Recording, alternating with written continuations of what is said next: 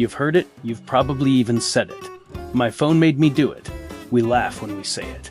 We throw it out like a punchline, like a little shrug of the shoulders.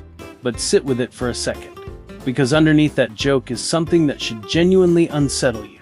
If your phone can make you do something, how much of what you do every single day is actually you? Think about your morning. Before you said a single word out loud, before you had a single original thought, before you even got out of bed, you checked your phone. You didn't decide to. You just did it. Your hand moved before your brain fully booted up. That's not a habit. That's a reflex. And reflexes aren't choices. Here's what's actually happening on the other side of that screen. Your phone is not a tool in the traditional sense anymore. A hammer is a tool, a notepad is a tool. Those things wait for you to use them. Your phone doesn't wait. Your phone calls to you. It buzzes, it lights up, it sends little red numbers that sit on icons and quietly scream for your attention until you give in. And the moment you pick it up, something on the other side of that glass goes to work.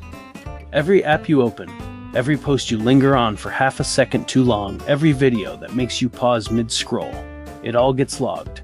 Not by accident, but by design. There are engineers whose entire job is to figure out what combination of images, sounds, words, and emotional triggers will keep your eyes on the screen for just a little bit longer. They test it continually to see what works and what fails. They optimize it. They refine it. And they are very, very good at it. You are not browsing a feed.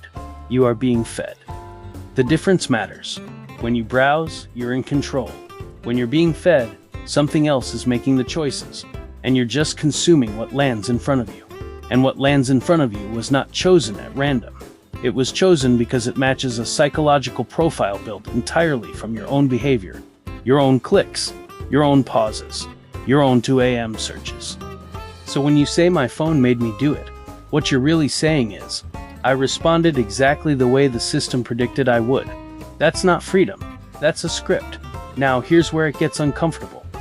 This isn't some shadowy conspiracy theory. This is public knowledge. These companies are openly in the business of capturing attention. They talk about it in earnings calls. They publish white papers about engagement metrics.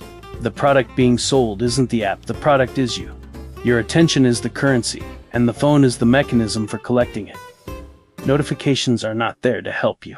They are there to create a sense of urgency that pulls you back into the ecosystem.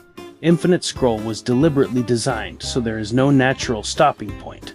Autoplay removes the moment of decision between one video and the next. Every one of these features was engineered to erode the gap between impulse and action. That gap, that tiny space between I want to check my phone and actually doing it, is where your free will lives, and it is being systematically compressed. But here's the twist, and this is the part most people miss.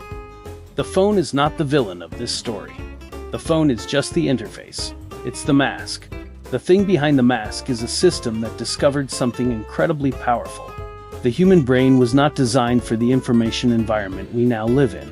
We were built to respond to novelty, to social signals, to potential threats, and to reward.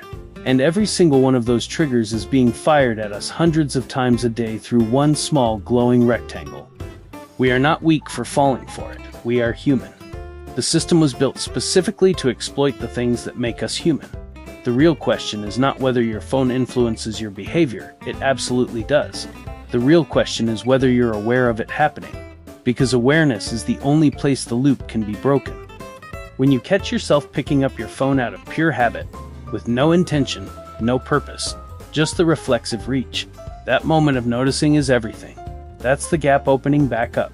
That's you stepping outside the script for just a second.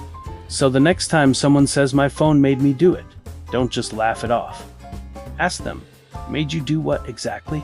And when did you give it permission to start making decisions for you? Because if a device can steer your thumb, your mood, your attention, and your time, it stopped being a phone a long time ago. It became a remote control. The only question worth asking now is, who's actually holding it? This is Zero with Cyn-Labs. If this hit different, you already know what to do. Like, subscribe, and share this with someone who hasn't looked up from their screen long enough to ask that question yet. Episode 2 is coming, and we're going even deeper. Stay tuned.